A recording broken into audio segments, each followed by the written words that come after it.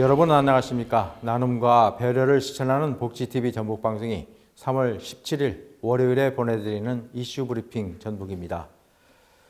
정권은 바뀌지만 검권은 영원하다는 말이 있습니다. 정치 권력은 매번 부침을 겪었지만 검찰 권력은 항상 권력의 핵심에 있었습니다. 권력의 신여로 불리며 정권 지키기에 앞장섰는가 하면 정권을 겨냥한 무소불위의 칼을 휘두르기도 했습니다. 검찰청법 제4조는 검사는 직무를 수행할 때 정치적 중립을 지켜야 한다고 규정하고 있습니다. 하지만 그동안 주요 사법적 판단 과정에서 권력의 눈치를 봐왔고 검찰 수뇌부의 판단에 따랐습니다. 통제받지 않는 권력을 이용해 자기들 입맛대로 먼지털이식 수사와 기소를 하고 무죄 판결이 나더라도 책임지지 않기에 무소불위의 권력을 휘두르며 자기들만의 검찰공화국을 만들어 간다는 것입니다.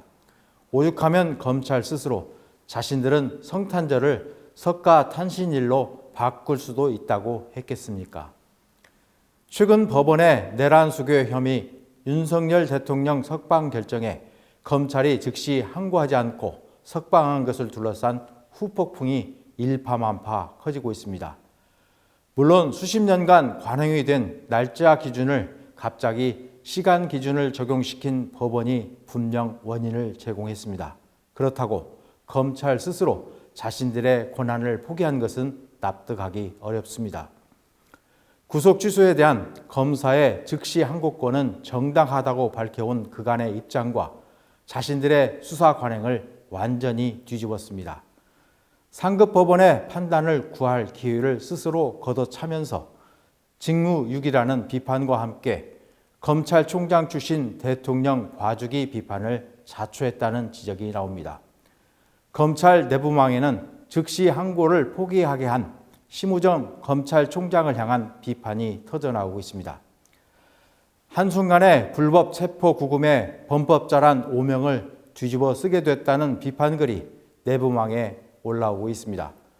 구속 피고인들도 윤 대통령과 비슷한 주장을 할 가능성이 커졌습니다.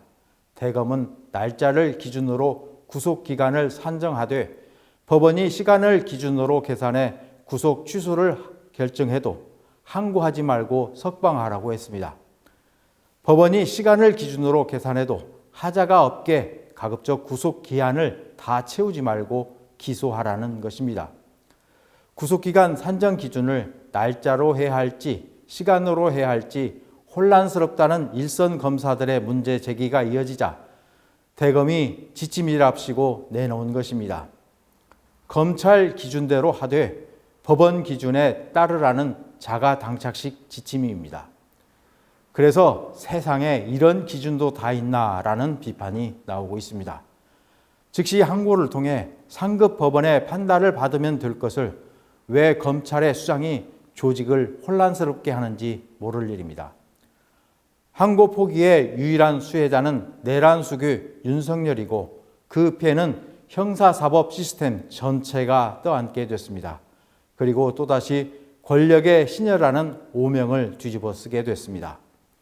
나눔과 배려를 실천하는 복지TV 전북방송이 3월 17일 월요일에 보내드린 이슈 브리핑 전북입니다. 이 방송은 환자중심병원 전주 대다인병원, 통증 완화에 탁월한 임실 엉겅퀴 크림 지원으로 제작됐습니다.